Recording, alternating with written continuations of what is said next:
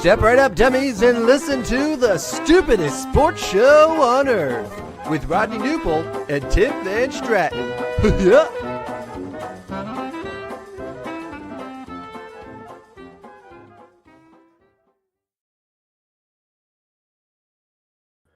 Well, hello, dummies, and welcome to episode number 131 of the stupidest sports show on earth. My name, as you all know, is Tim Pronk Van Stratton. Alongside me, once again, the legendary Rodney Newpol, the cousin of Con Knipple in our hearts. Don't tell Con, though, because that might get awkward. Anyway, we're here. Happy Tuesday night, man. How are you? Doing wonderfully as well tonight. It is a Tuesday. We are 11 more days left of February, and then it is my month. March will arrive. Mm-hmm. I'm doing good. It's I'm glad to be back. A couple days off after Thursday's show, and here we are. Episode 131 already. How soon is too soon to start like gearing up for March Madness? What do you mean gearing up? Like I've been geared up since the NFL playoffs started. Well, okay, so gearing up in the sense of like how often are you reading Joe Lunardi's bracketology? I mean, I look at Joe's every day now. I've kind of got my own at least top 5 seeds in my head. The last 3 weekdays, I run a Twitter Spaces at 9 a.m. Central talking college basketball. So it's been going on. It's I'm ready. Basically, I'll be honest. Like I'm ready by the time NFL playoffs get here. It's time. Yeah. So. Well, okay, so the Spaces thing, because I've been getting the notifications that like you're going live. It would be very easy for me to be like, oh, Rodney's doing something on the Stupid Sports Show account. I can simply click to see what's going on. I haven't. No, I know. That's not because I'm a bad friend and that I don't support it, but that's because it's 9 a.m. I'm a dummy. Yeah, I'm a dummy, and like that's early. And I thought we got off of the whole morning show thing. We operate exclusively as night owls now. But okay, so what's going on there exactly that you've been doing on our Twitter account? So would it make? Well, I mean, I'm running it on mine. I'm tagging our account, so not really doing a whole lot on our account. But so would it be better at 1:00? I don't think so. Like you got to talk about what happened the night before. I think it's great at morning. I'm just giving the reason why I haven't clicked in because I've adapted fully to the night owl life. Yeah. So I spent about 10, 15, 20 minutes. Actually had a guy on that has hit up 100 college basketball arenas now. He hit his 100th up. He's that guy that does all the Major League Baseball scenes, except for he's going to college basketball venues. He's got a long way to go. Obviously, 365 Division I. He's now hit up 100. So congrats to him. I had him on Friday. Last 2 days have been kind of solo, just talking what's going on the day of, the next day, brackets, some upsets, some big games. Always willing for anybody to join me. And if they want to be a co-host, I can mute them. But if they want to talk as well, I mean, everybody's heard Spaces before, like it's literally just a free for all for the most part. If people want to join in, so 9 a.m. And it is sponsored by the Stupid Sports Show and also by my by Busting Brackets, the website I work with in college basketball. So thanks to those guys for partnering with me. We are doing our Twitter Spaces every weekday, 9 a.m. The star turn for you these last few weeks has been a treat to watch. I just want to recap here. I know what you're going to say. Oh, Tim's being sarcastic, but need I remind you that just a few weeks ago, you had the pleasure of interviewing Derrick Henry, potentially a future Hall of Famer. And then here you are booking a guest who is going to over 100 college basketball venues. You got Busting Brackets sponsoring you. I mean, my God, man, what's next? What is next? I still think the highlight of our year has been the student section with the signs, which I tried to get them on, by the way. Maybe a little bit later. They're gun shy. The high school kids, they're gun shy. I don't know. I tried. I got to. We'll see. Maybe I'll see if somebody wants to come on, but didn't ever get that finalized. So But you did get in contact with them and found out what was it done out of reverence or in jest? No. Well, okay, so they were in study hall, and Jonah, my son, probably told him about the Derrick Henry interview and gave him the link. They were actually watching my Derrick Henry interview and talking about what they wanted to have for their media sign at the game. They were dressed up in suits and had headphones, and they were like because a couple weeks ago they were ESPN on the sideline of a high school game, whatever. Well, this time they wanted a table and they wanted be broadcasters. Well, this time they were Stupid Sports Show announcers with the boys because they had heard they'd been listening to my podcast with Derrick Henry. So flattered, I don't know, probably mocked more than anything, but thank you, boys. And I still invite you all to come on. Hey, no publicity is worse than bad publicity.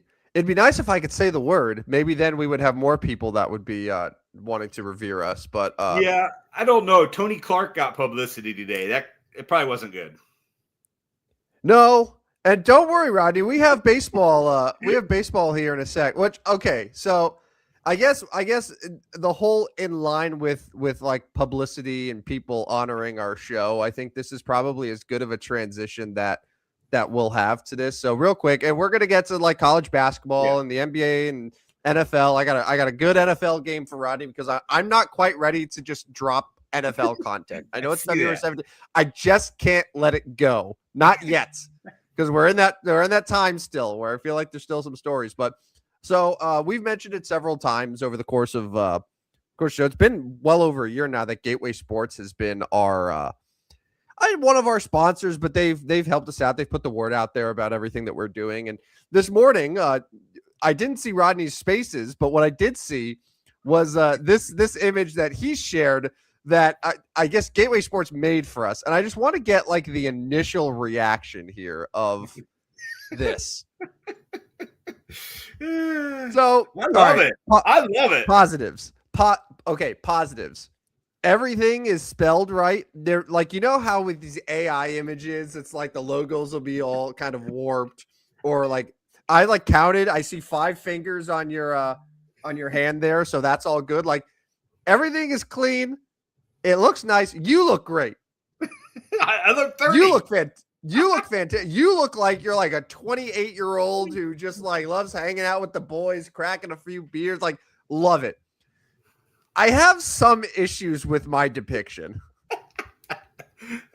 and what I think the issue is, and listen, I know exactly what they use as this picture. It's you and I going to the Yankee Cardinal game last year. I had freshly shaved my face, so it was as close to just a pure mustache as it gets, right? No additional beard. I get that. But I've been looking at this picture for hours at this point, and I keep coming back to the fact that this picture, that again, Gateway Sports, thank you for doing this. It makes me look like a 75-year-old man. I look like I am your creepy uncle.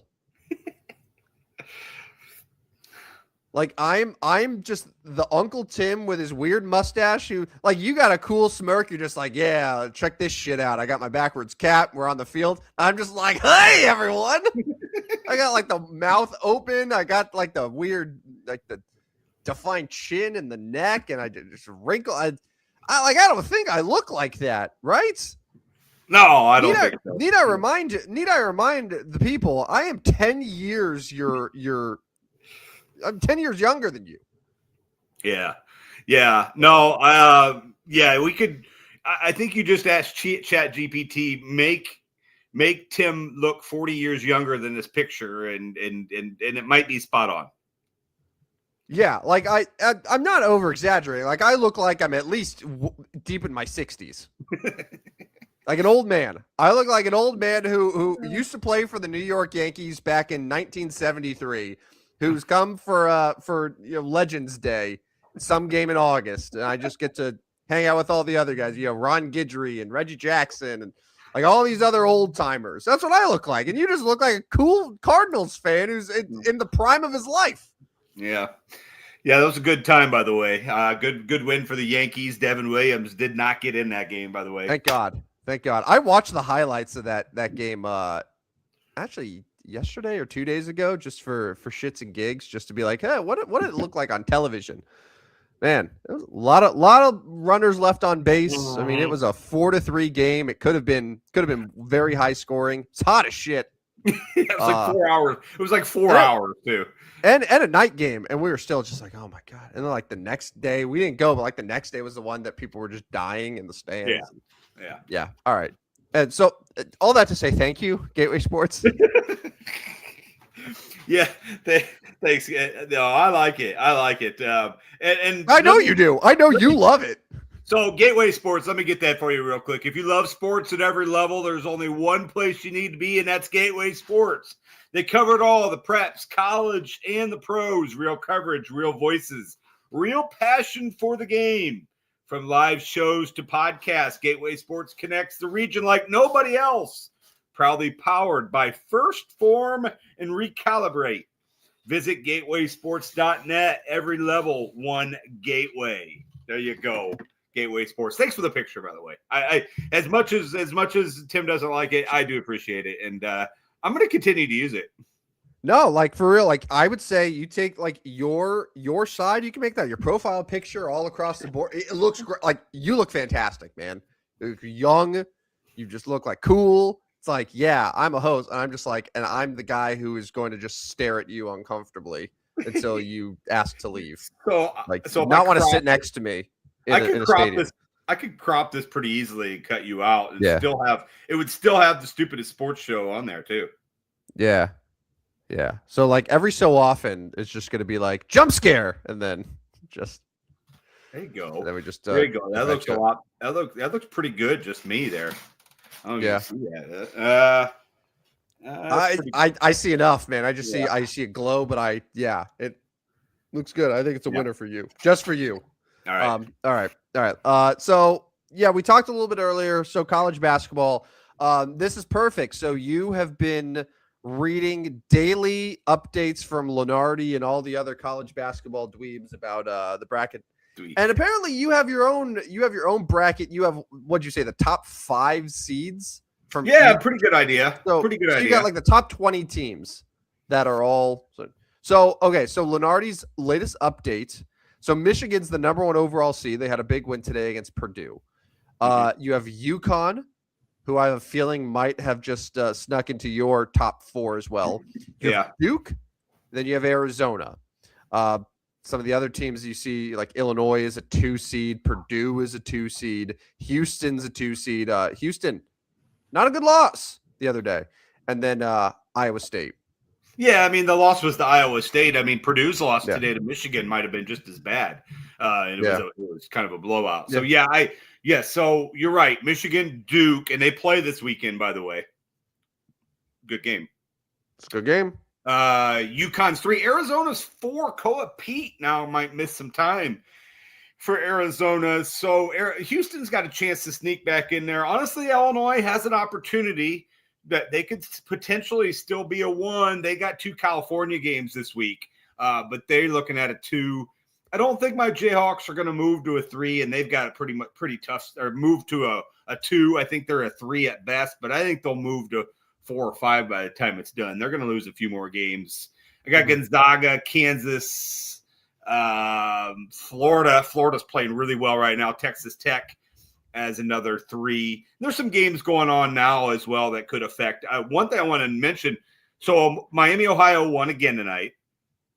So they are still undefeated, 5 games left in the regular season. St. Louis lost their 2nd game of the season. Now, I don't think they're in jeopardy yet, but in those mid-ish major conferences, like you can't lose too many games. The Atlantic 10's kind of one of those. They're not a power, not really a mid-major, more of a middle. So they were a 7 seed by Lunardi coming into this, so I think they're comfortable. But don't lose more games, Billikens. Don't lose more games. You've lost twice now. Probably, and they got Loyola again, so they're gonna win another game. But they lost tonight, so That's an interesting one. And a few things to keep in mind real quick, and I know we got a lot of things we want to talk about here. There are all sorts of good games coming up this weekend. I mentioned the Michigan Duke game. What an incredible game there. The Big 12 continues to beat up on each other because Kansas has Houston on Monday, which another massive Big 12 game. But Arizona has Houston on Saturday. So you got 1 Michigan, 3 Duke, 2 Houston, 4 Arizona, all playing each other on Saturday. What a massive slate of games. That should be fun. And Iowa State and BYU play Saturday as well. So a ton of good basketball coming up this weekend. So any big changes like over the last couple weeks, a team that maybe wasn't being considered for one of the top, couple seeds that has now suddenly rocketed into the conversation, or vice versa, a team that, was looking like they were going to be in great shape, but has now taken a little bit of a tumble? Yeah, well, I think Florida is the team, because they started so slow. They lost a few games at the beginning of the year. They've now won 5 in a row. They just came away with a win over Kentucky. And I know it's hard to say they're a sleeper because it's the defending national champion. But I think everybody kind of counted them out. But, man, they're right there. Texas Tech, I think, is another team that's rose up a little bit with a couple of their nice wins, including that one there in Arizona. Falling down, I mean, North Carolina is not falling completely down, but they got smacked today by North Carolina State. They have some injuries. Caleb Wilson's out for them, their prized rookie or freshman. So they're probably taking a little bit of hit. Outside of that, no, I mean, just maybe a spot or two. UCF out of the Big 12 is kind of one of those. They're on the border. Georgia, USC. So USC, Illinois is a big game for USC. Like if USC can find a way to beat Illinois, that's tomorrow in SoCal. They're, I think, going to be a little more comfortably in. If they can't win that one, they're going to have to find a way. And UCLA is another team, last 4 in. So both the SoCal teams, who both have Illinois this week, are both playing for major implications. Because if you beat Illinois, you're gonna put a big quad 1 resume win in there and climb up the ladder a little bit. So big week in the Big 10 as well. Yeah, Lenardi has USC. They are the last team, the last 4 buys. So the last 4 to skip that first 4 round. So they're very much on that cusp of having to play that extra game just to buy their way into the tournament. UCLA is one of the last 4 in, period, along with Santa Clara, TCU, and San Diego State. So yeah, I think you nailed it, and those are going to be some huge games for sure. So one more team to mention. Ohio State has beaten the brakes off Wisconsin right now. They're up 15, 6 minutes to go. So Ohio State's a team that was one of the first 4 out by Lenardi coming into today. And also looking at that, you mentioned UCLA. Well, UCLA is down 27 at Michigan State right now. So they are going to fall further down, probably in their first 4 out. So Ohio State raises up a little bit. UCLA raises down. But like I said, Illinois comes to SoCal. Chance for both USC and UCLA to maybe find a resume quad 1 win there. Yeah. Any chance you go to St. Louis to see the tournament in person? No. Well, I think you just love the television of March Madness too much. Yeah, no way I'll leave anywhere on those first 4 days. I would, if Kansas played locally in the Elite 8, I would go. Elite 8. It's a standalone game at that point. Yeah, no, the attraction is way better, because you go to St. Louis and watch 4 games. You may not know what's going on in the other 16 games that day, 12 That's correct. games that day. Yeah. Because, who knows if you have internet service. Your phone will die by the time you have YouTube TV on for the first 2 hours. And I just no. When I went to Des Moines in 2019 for Bradley, that was the biggest thing for me. All of my focus and energy was on that Bradley game, and then doing stuff afterwards with the media and all that. And it was a whole day where I had no idea what was going on anywhere else. And it was so bizarre because it was the day 2 of the tournament. There was so much happening, and just I couldn't even process it. And I've never experienced a tournament like that before. Yeah. No, there are people that love to go, and I have people that go every year and they love it, and that's great. That's just not me. That is just not me. Yeah. Just the appeal is not there one bit. And it's first round's not even that great of crowds a lot of times, right? Like there's empty seats because like it just you got these teams flying. You got the 16 seed from Mount St. Mary's that brings 25 people, and they're playing Duke, and it's 108 to 42, right? Like, no, I want to be able to change it. If that goes on my TV, I'm going to the other channel. Like I'm going to the channel that's closest, or closest to the end of the game. So no, not going. Sorry, St. Louis, not going to be there. Sorry, see St. Louis. Kansas currently slated to go to Tampa for their first round. I know you love that. Yeah, and I'm a big fan of Tampa. Visit there several times a year. Going to head down here later this spring, but it's still not going. Not going. Enjoy the sun though, Bill Self. Enjoy that sunshine while you're down there. Yep. All right, moving to the pro ranks here. All-Star Weekend. Okay. I did not watch any of All-Star Saturday, and I was very confused when it was like 3:00 in the afternoon, and I got a notification that was like, NBA All-Star Saturday starts right now. I'm like, that's got to be a mistake. It's the middle of the afternoon. But apparently that's what happened. And the entire, like, I think the slam dunk contest, the final event of the evening, ended around 6:30 p.m. Central. Yeah. And I was like, why did this happen? I guess because the Olympics were right after, but it's like, boy, as if they couldn't have had any less luster for All-Star Saturday night. It's like, hey, let's put it 4 hours earlier and have it middle of the afternoon. I was like, that's so bizarre. But Sunday, the general consensus, and I was shocked because I feel like the whole weekend it was people just dunking on the NBA, no pun intended, of just like how the weekend doesn't mean anything, blah, blah, blah.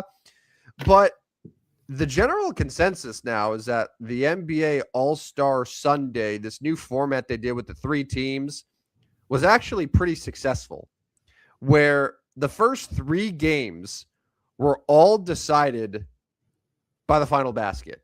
Yeah. And the first game, it was the world team against the team Stars, which were like the younger U.S. team. And it was pretty much like, all right, let's go out there and see what it is. And then the second that Victor Wembanyama decided, hey, I'm really going to try, that's when everyone else was like, oh, crap, I think we have to try now as well. And it resulted in a close game that went to overtime. Then the Stars play the Stripes later. That was a game that was decided by 2 points. Then the World played Team Stripes. That was a game that was decided by 3 points. So like 3 games right off the bat. It's like, hey, it's close. People are actually trying.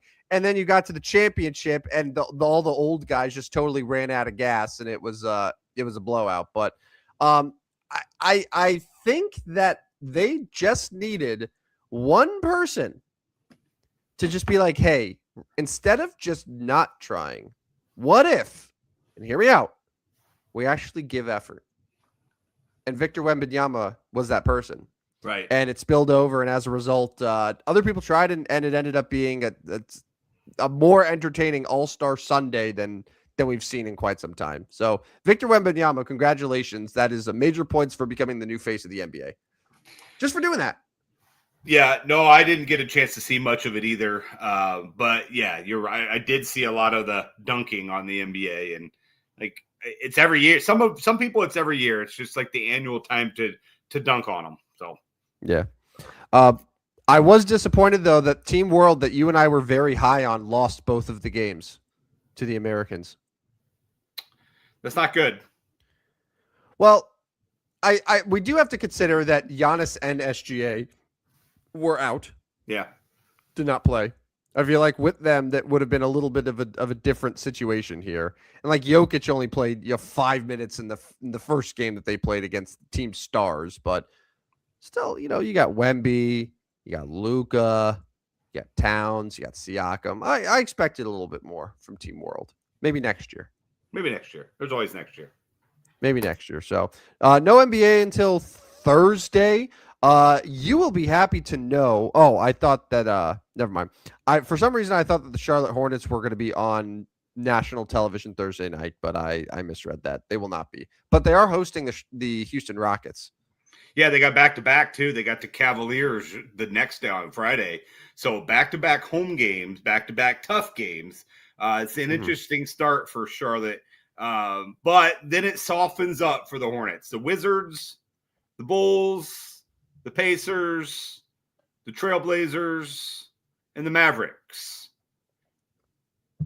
5 games. They can go on a run. 5 games I think you can win, and then it's at Boston from there. So, but notably on their schedule, they still do have the Spurs and San Antonio. They have the Celtics twice, and they finish with the Pistons and the Knicks. So not easy for Charlotte, but I do like their chances. I say 6th. I didn't think they could break out of the or 7th. I didn't think they could possibly. I don't think they can get to 6th. I think that's where I settled them at. Now they're 4.5 behind Philadelphia right now. It might be a little tough. Yeah, might be tough. But even if they get to the 8, all they have to do is get to 8, and that gives them at least 2 chances. Even if they lose that 7-8 game, they could still have one more chance to get into the playoffs at that point. Yeah, 2.5 behind Miami, and I do think they can catch Orlando and Miami and win that Southeast division. Yeah. I know we talked about the odds for that last week, but 2.5 games behind those 2 teams in the division. So go Hornets, buzz. We are the Hornets. We haven't talked too much. Last week when we were doing our NBA odds, we didn't talk too much about some of the in addition to All-Star stuff. A lot of people are trying to figure out how to fix tanking, and all the think pieces about we should eliminate the draft, and all the stuff. And I don't know if you've given it really any sort of thought as to what they should do with tanking. I keep going back and I mentioned it not too long ago. We're so concerned with tanking, but yet the current system in place hasn't rewarded any of the teams that are the worst in the NBA. Right. The Dallas Mavericks got Cooper Flag. The Dallas Mavericks were the 10th or 11th worst team in the league last year. They didn't tank. They made a bad trade, but they were fully intending to win. They were one of the first few teams sitting outside the playoffs, and they lucked into Cooper Flag. And I can't think of the last time that the worst team by record in the NBA was actually given the first overall pick. Right. Yeah, no, I haven't given a ton of thought on how to fix it, but I know it's a hot button topic. And it's I don't think it's, hey, let's lock in the odds during the regular season, or let's get rid of the draft. Was it Cuban who said so? I can't remember, but I saw someone else say, well, what you could do is you do get rid of the draft, but the worst teams have the most money to spend as far as their rookie contracts. So if someone didn't want to go to, let's say, the who's worst team in the league, Washington Wizards, right? Yeah. Washington Wizards might be able to offer you more money, but if you really don't want to be a Wizard, you'd rather be a New York Knick, you could do that if you decide to take a 90+% decrease in pay. That's right. Sort of one method. I don't know. Why isn't this a talking point in the NFL where there is no lottery, where the worst team does, and it's the only one of the major sports where there's no lottery. The worst team is guaranteed to have the top pick. We see teams all the time late in the year start to get into that draft mode. Other fans want them to lose. God, I've been a Giants fan, but every December I'm not rooting for them to win because I'm thinking about draft position. But why is it not a talk point in the NFL, but in the NBA we're talking about all these ludicrous solutions? Yeah, it seems. That's a great question. I don't have an answer for it, but you're 100% right. It has been going on in the NFL forever. I don't know. It is strange. Yeah, I don't know. If someone has an idea, I'm open to whatever. I'm open to it. You can drop with comments, but I truly don't know why the NBA is the one sport where we need to crack down on tanking and all this. So I don't know. But moving on to the NFL here, I told you that I wasn't ready to fully give up my NFL talk yet. And I was a little bit inspired yesterday. Tyreek Hill got cut from the Miami Dolphins. No surprise. We all expected it. And I was like, gee, Tyreek Hill, it's a big name. Wonder where he's going to end up next year. Because he's not going to retire. Like, he's going to play somewhere. He's going to play somewhere in 2026. So there are a few names here. These are all guys that are unrestricted free agents, whether they were just their contracts up or they were released. Big names. And I just want to get your initial reaction, Rodney, of where are they going? That's the name of the game. Where are they going? So first one, let's start with it. Cheetah, Tyreek Hill. He's not going to be a Miami Dolphin. So where's he going? I think the easy answer is the Kansas City Chiefs, right? Right? Like, they need some help, right? No? I would that's probably the easy answer. Okay. So how about this? Let's play this game. So if the Chiefs are the obvious team, who's the next most obvious team?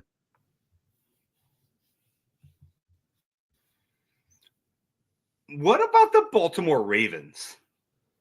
I was thinking about the Ravens. That makes sense to me. Zay Flowers he's good. He's fine. Yeah. Probably wouldn't hurt for them to have someone else, and especially because the Ravens got a lot of free agents. Isaiah Likely is going to be a free agent, so they could use Tyreek Hill. I would think. Yeah. I think I like that one. Baltimore Ravens. Yeah, I'm just looking rest of the league. What about what's Devontae Adams' contract situation? I think he still has another year, right? Does he? Yeah, because if he was up, I was like, Rams, get him with McVay. Yeah. What about the Chargers? No, Chargers, they got McConkey. Yeah. They could go McConkey, Quentin Johnston, and Tyreek. That's a pretty good receiving trio. Yeah, not bad. Not bad. I don't see him as a West Coast guy. You think? Well, Kansas City's the obvious one, but yeah, we'll see. I'm interested though if he ends up somewhere that we're not expecting. Another Kansas City guy here, Travis Kelce. So the reason that I'm throwing him in there is because even though I don't think people are really giving any sort of thought to Kelce playing anywhere besides Kansas City, there have been some murmurs and some rumblings just in circles, and take these all with a grain of salt. But yeah, the Chiefs are sort of in this weird period right now where that Andy Reid is going to be probably calling it quits here fairly soon. Mahomes has the injury. And I don't think people are looking at the Chiefs as oh yeah, they're for sure going to be back and they're going to win. And there's some murmurs that maybe Kelce considers a couple other places. It could be in LA. Let me give you one. I've seen my New York Football Giants. That was an option, but let me give you one. Yeah. There's rumors that him and Taylor's wedding will be in Rhode Island. What's New closest England. to Rhode? Yes. New England. Yeah. That's the football yeah. Patriots.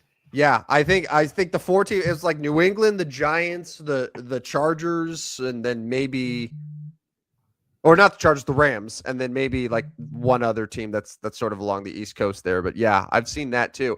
I don't think it's a guarantee that Travis Kelce is a Kansas City Chief in 2026. It'd be interesting to see him play for somebody else.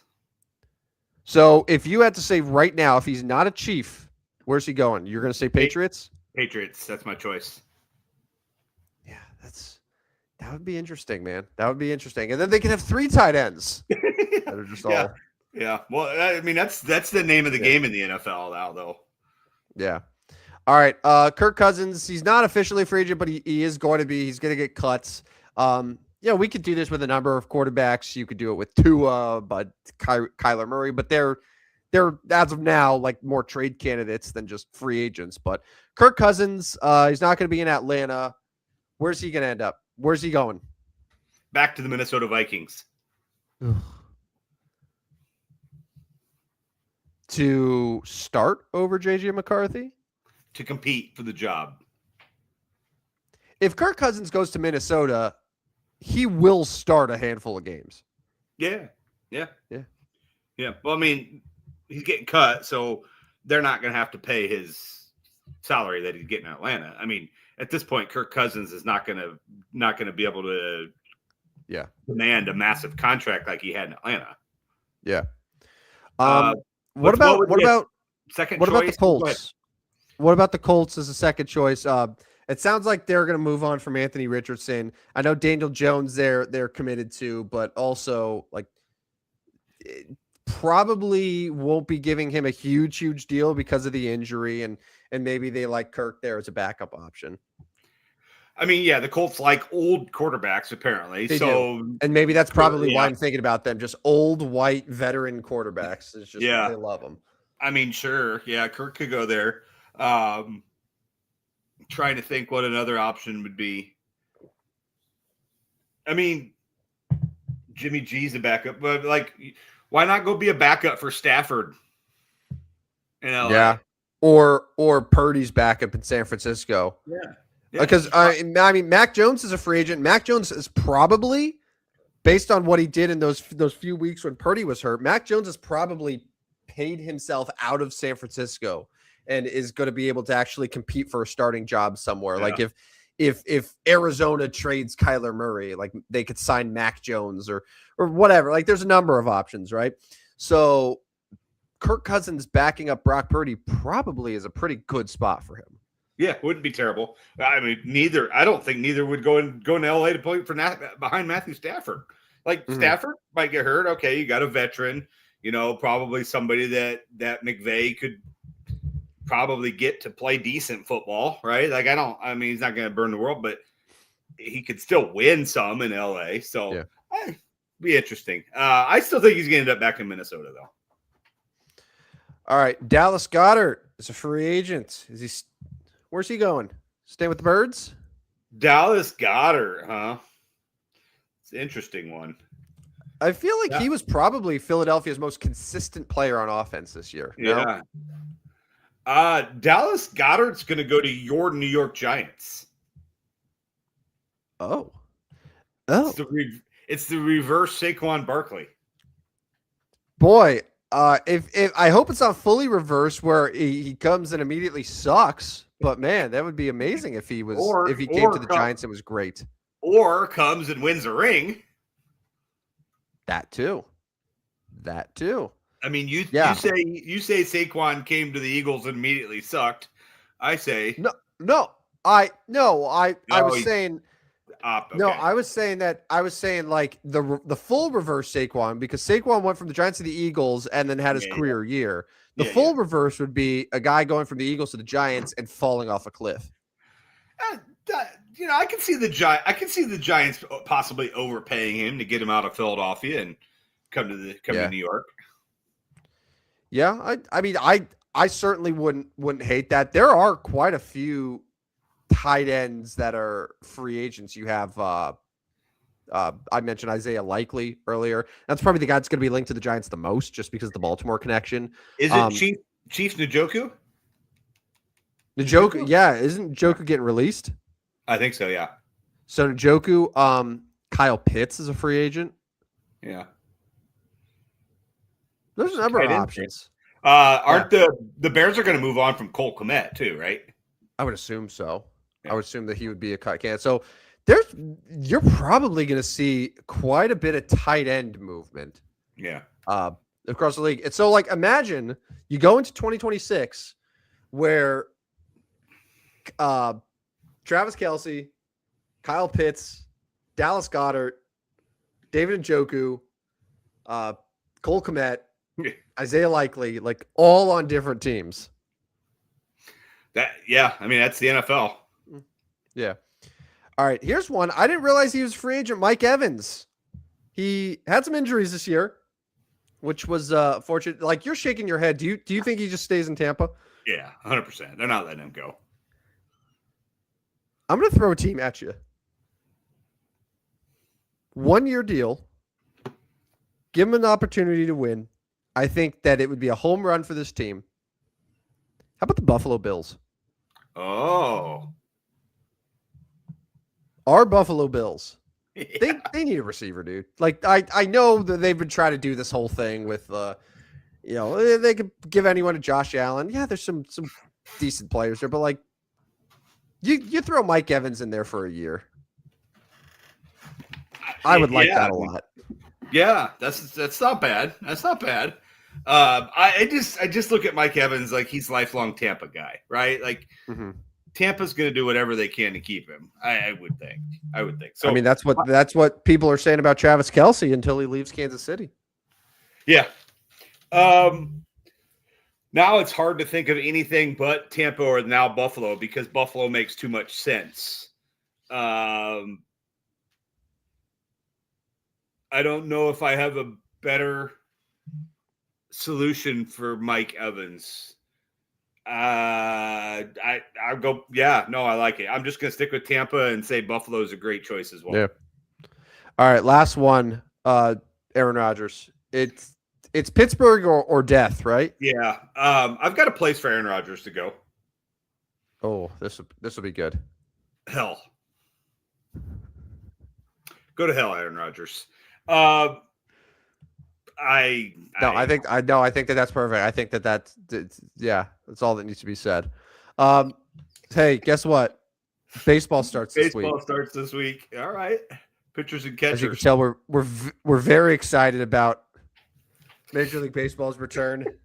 Rodney, your cool friend, and me, your creepy uncle that you don't want anything to do with whatsoever. I did not originally look at that picture and think that you looked significantly older, but now that I do look at the picture, you do look significantly older, and that's funny as hell because it is. That's funny because you are 10 years younger than me. That's funny. It is, and I take care of my skin. I don't look like I'm 33. Anyways, Yankees Orioles 12:05 on Friday. Yes, sir. Yeah. So you know how like NFL we're all excited about it, but then the preseason rolls around and we just are like, ugh, like I can't bring myself to watch preseason. Do you feel the same way about spring training baseball, or are you like, I'll watch the first couple spring training games? I mean, the first couple are okay because it's February. Like I can watch it up until March. But I'm telling you, once March gets here, there is absolutely zero chance spring training games will be on my TV. There is absolutely no chance spring training will be on. So I'll watch Saturday when the Cardinals and Nationals get together in a 12:05 game down there at Roger Dean Chevrolet Stadium. Although Lars Nootbaar's out with a heel injury, so I don't know. Maybe I won't watch. But Ivan Herrera's day-to-day with an elbow injury, breaking it here. But I mean, the first few will be fine. There'll be 10 names on there that'll be like, I don't know who that guy is. There'll be it'll be the 7th inning and there'll be number 87 who comes in as a pinch runner and be like, I don't know these people. Or is it? Do they still do the thing where you can bring the pitcher back in? Because didn't they do that for a while? They did. They're like, I'll have to look that up. You know what? I have not watched enough spring training games to actually know. Or no, it's where you can like literally stop an inning because the pitcher has used too many pitches or whatever. You can literally just stop the inning. There's been some stuff like if the teams agree beforehand, like, hey, this is what we're gonna do, then they can just sort of decide. Yeah, just walk off. Like, what the hell actually happened? Nothing. They just called at the end of the inning. So, spring training. Congratulations, spring training. You're back on Friday. Yankees Orioles 12:05. Yep, we're ready. We're like you mentioned a couple of the Cardinals injuries over the weekend. Ben Rice was not hitting because he slept on his neck weird. Oops. Uncle Ben needs to get one of those therapeutic pillows or something to get him going. But White Sox Cubs get going right away on Friday as well. The big rivalry game out there in Peoria. They're not Peoria anymore. The Mesa, Arizona. Oh, okay. The Cubs and Sox. I sent this to our group chat today. Did you see what the Cubs' new season-long hashtag is? Yeah. Well, it was the So- one so- word, right? Yes, yeah. So people, you all know, like all these sports teams, they have their own little slogans and hashtags, and it comes up with the icon. And like the Cubs have had, everybody in. That's Cub. Do you remember that's Cub? Yeah. They've had you have to see it. The C. This year, their hashtag, the Chicago Cubs, is hashtag this. Yes. This. What does it even mean? I'm sure they explained it. I have no idea. This. Yeah. Yeah. I'm going to post it on my Twitter. I'm sure I'll get roasted by Cub fans being like, well, easily it's this. You're just hating. No, I just want to know what this actually means. Like, why is that your hashtag slogan this year? Why haven't they just kept Fly the W? And they haven't had Fly the W at all in the last 12 years. I'm looking at the graphic. They've had hashtag Let's Go. Okay. Yeah. Hashtag It All Starts Here was the year that they won the World Series. Then it was That's Cub. Then Everybody In. Then hashtag Where Stories Play. That was 2020. Then Cub Together. Gross. Hashtag It's Different Here. Hashtag Next Starts Here. Hashtag You Have to See It. Hashtag Be Here for It. Hashtag This. I don't know if the Cardinals have one. I'll be honest. I have not paid attention. Are they doing? I don't think a lot of the teams have announced what theirs are yet. A lot of times, like they'll put it though in their little bio. They're not doing hashtag 12 and 26 this year. That was the 12. That was 2012. Oh, I remember. We haven't won one since then. Yeah, no, they were 11 and 11, and then they try to do 12 and 12, and then for whatever reason they stopped doing that. I can't figure out why. Yeah, 15 years later. But the Cardinals did claim right-hander Zach Kent off waivers from the Texas Rangers, which means see it to Brian Ramos, a third baseman, was designated for assignment. So, I'm looking through the Cardinals Twitter, and I just see a lot of pictures of dudes standing around the sun. What was it last year? Do you know what the hashtag was? I don't remember. No. You just do STL cards. That's what you use for everything. Like when you back in the day where you cared about Cardinal baseball a lot more, and you would literally like live tweet every single game with what you're looking at, Paul. Why are you looking at strike three, bro? Hashtag STL cards. And that's how you punctuated all of your Cardinals tweets. Yeah. But still, better than hashtag this. Yeah. I'm sure I'll get an answer. I'll find out. I'll get to the bottom of this before Thursday. Get to the bottom of hashtag this. Yeah. All right. I don't want to get to the bottom of this. It's best bets for betting. I went in with a healthy lead, and Rodney has made considerable progress. Standings. He said it, man. He's like, hey, college basketball is back. Things are going to turn around. And right off the bat, Wisconsin pummeled Michigan State. What was it? 91-72 was the final score. Badgers hit some shots, and they ran away with that one. I decided to dabble into Olympic hockey. Hey, Sweden. Hey, dipshits. How could you let Finland just run over you? You wouldn't believe how stunned I was, where it was like Friday morning, and I was like, hey, you know what? I'm going to check it. Finland was up 4-1. I was like, are you kidding me? So that was an L. Big fat L. U.S. plays Sweden, by the way, in the first quarterfinal game. Pretty good. They do. Yeah. It's going to be U.S. and Canada crash course, right? I think. Yeah. All right. Rodney's Billikens won by like 30 points. This was a blowout. Lowell's terrible. Sucks. You know what? It's probably a good thing that Sister Jean wasn't alive to see this. That's what I'm saying. This team actually killed her. Yeah. All right. Next, we have the Bobcats, who did not cover in a rivalry game against the Red Hawks. Miami of Ohio still undefeated, as you mentioned. Yes. Yep. UCLA. Yeah. They lost by a lot. Yeah, I'm telling you, Mick Cronin could be a little bit of a hot seat guy. Like, they're getting pounded. They got pounded in that game. They got pounded tonight. Like, Yeah. It's not going well. And interestingly enough, as much as I dog on the Big Ten, who by the way has not won a national championship in over a quarter of a century, I've heard the UCLA Bruins to the Big Ten has not been as kind to them as I think they thought it might be. I really thought UCLA thought they were going to come into the Big Ten and do just swell. I don't know as if they're going to make the tournament this year. That would not be great. And USC might not make the tournament. So yeah. some big boy basketball in the Midwest over the left coast. Yeah, I gotta say USC and UCLA have probably underestimated the Big Ten a little bit, just overall. Yeah. Going into just with football too and everything, but like Oregon and Washington have been like, I don't know what you guys are talking about. It's been great. Yeah. Now Oregon has one of their worst basketball teams they've had in a long time this year. Absolutely atrociously terrible. Yes. But Washington, we can give them credit because they had that one run with Kellen DeBoer. You're right. So, but yeah, UCLA and USC haven't done anything. Yeah. Very disappointing. All right. Next one would happen to be my only win, that Michigan State-Wisconsin game.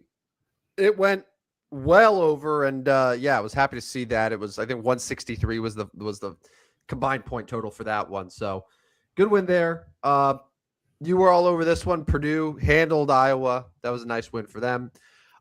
This one I was very disappointed with. I feel like Iowa State certainly did their job, and then Kansas. What happened? Was it good Cyclone defense or bad Kansas offense? Because the final score was a little stunning to me. Yeah, a little bit of both. I mean, that happens in the Big 12. Home teams have such a great advantage, and Hilton Coliseum's a great place to play. You saw it last night with Iowa State and Houston. The two teams last night in the Iowa State-Houston game only combined for 54 second-half points. Wow. I say Big 12 has dudes. They play defense. They guard you. They don't give you open shots. Kansas, they had no looks. And I think it might have been a little they probably, I don't know if they gave up, but they didn't. They were down big and didn't really make that fourth of an effort to score a ton of points. And so, yeah, Kansas lost. You lost. They were picking on you. They were.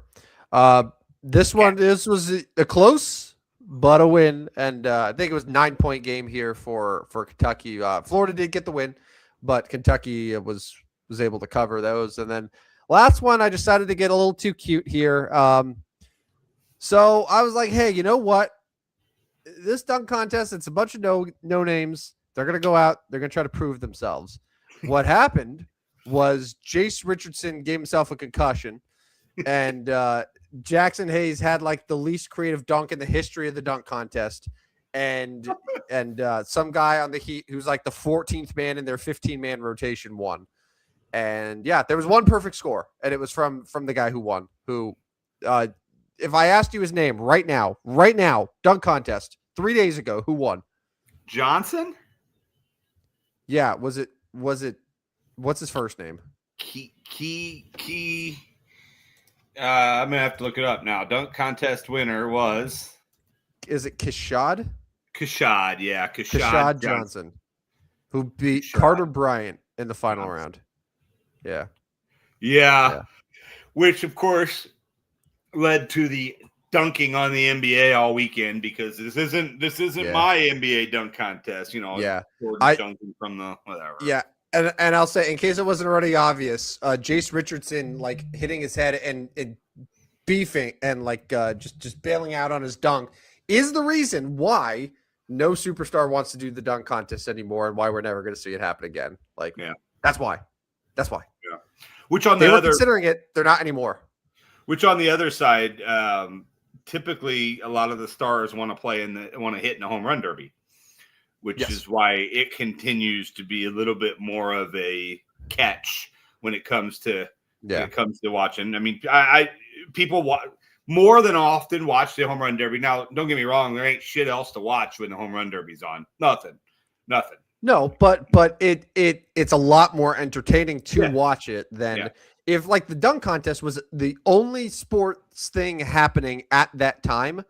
Like, it still wouldn't be getting the amount of interest that like the home run derby gets. And you're exactly right. The home run derby gets all of the all-stars to compete in it. And even if they don't perform well, it's like, okay, well, hey, you know what? Like, it's still a fun thing to be a part of. Whereas the dunk contest, for whatever reason, just can't capture the attention of the stars, and they have to get Kashad Johnson and Carter Bryant to do it. Like Mac McClung's won the thing 3 times, and Mac McClung is a G leaguer. Yeah, and he just said he wasn't going to do it this year. Yeah, even though like he's the reason that it's been entertaining the last couple of years, just him alone. So it's it's a problem. But anyway, so bad week for me, good week for Rodney. So he's now 62 and 63. I'm 64 and 61. So my lead is down to 2. So I need to lock in Thursday night. I will come with great picks and reestablish myself as the betting master of the show. Yeah, that's neither of us, but good luck. No. All right, so last Thursday, we unveiled a new segment. It's called Let's Remember Someone. This takes the place of our Mount Rushmore, which we temporarily put a pause in since we went through all the numbers, and we'll probably come back someday. But for now, let's remember someone. And in the theme of the dunk contest, you probably remember him, Rodney, considering he only stopped playing a couple of years ago. Remember Vince Carter? Yeah, I do. Speaking of dunk contests, speaking of athletic freaks, from all indications, a really good dude too, right? Like, I don't ever hear any kind of negative response when you talk about Vince Carter. Yeah. So I just I have a collection of fun Vince Carter facts here, and I want you to give me your reaction to each of these facts. All right? Yeah. So Vince Carter, as you know, played from 1998 all the way to 2020. So he made it all the way to like the end of the modern society as we know it before the pandemic hit. Like that was his last season playing basketball.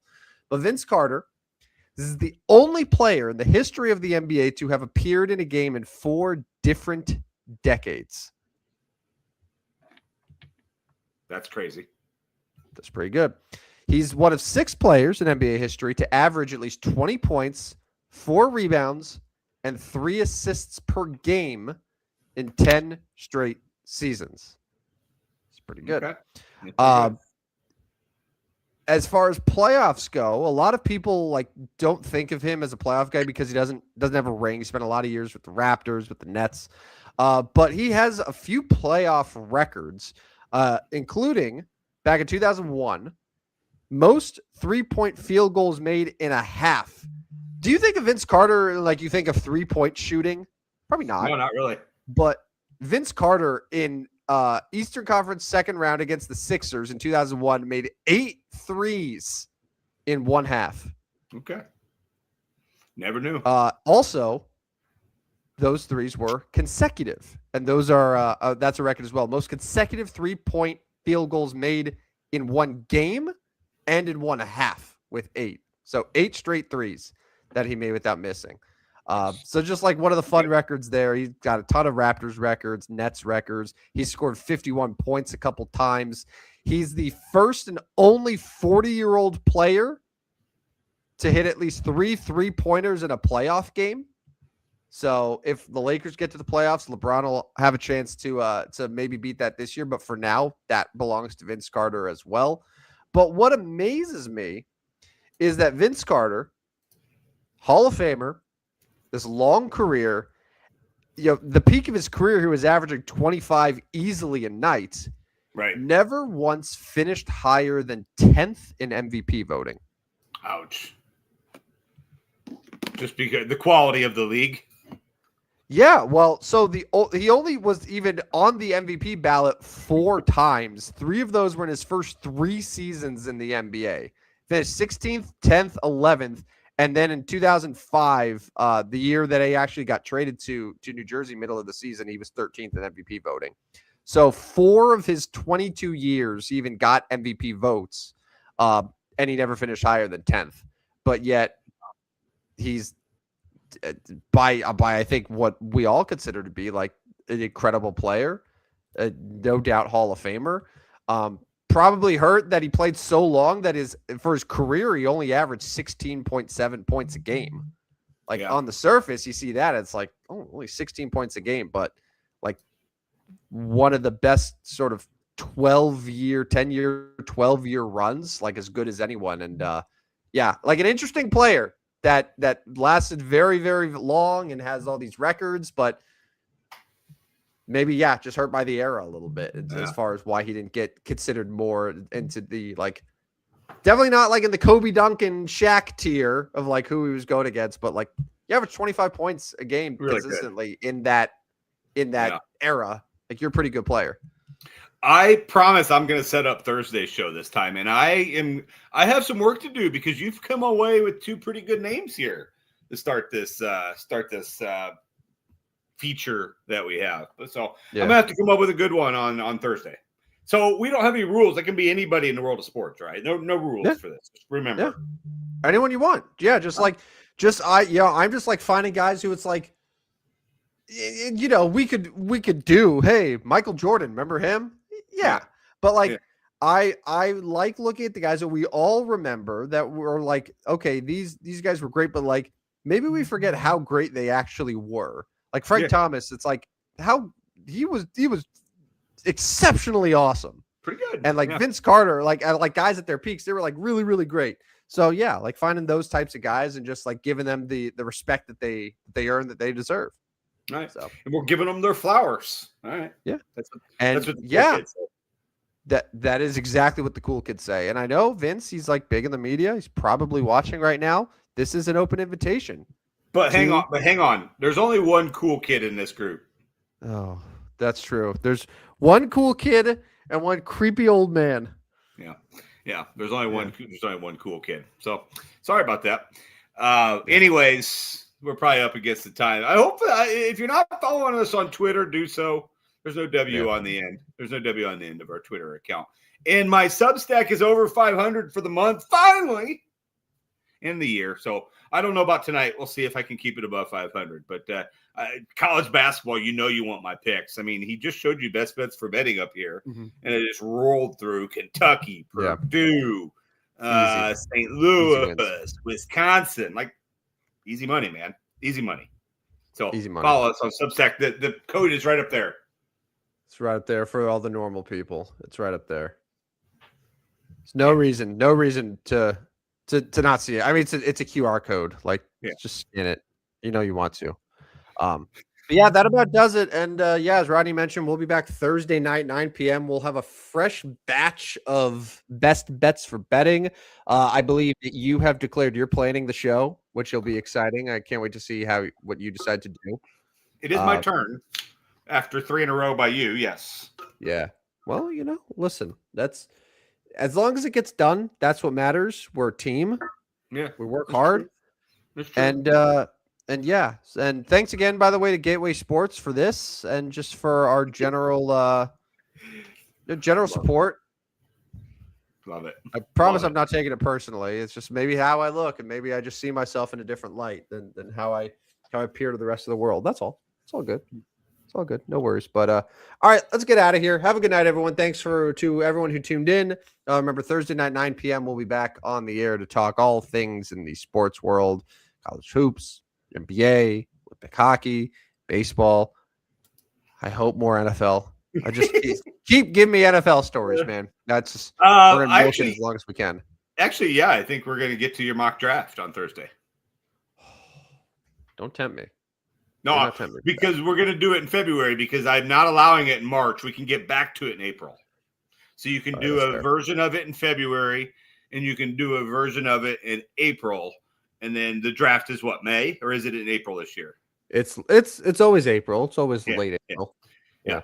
So you can do one more. You get 2 chances on this show to do your mock draft. You get one in February, February 19th, and then after the NCAA championship in April.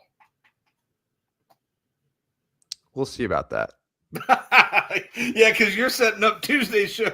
We'll see about that. All right. He's Rodney Newpel. I'm Tim Pronk Van Straten. Have a good night, everyone. This has been another edition of the Stupidest Sports Show on Earth. See you guys. See ya. Step right up, dummies, and listen to the Stupidest Sports Show on Earth with Rodney Newpel and Tim Van Straten. Yeah.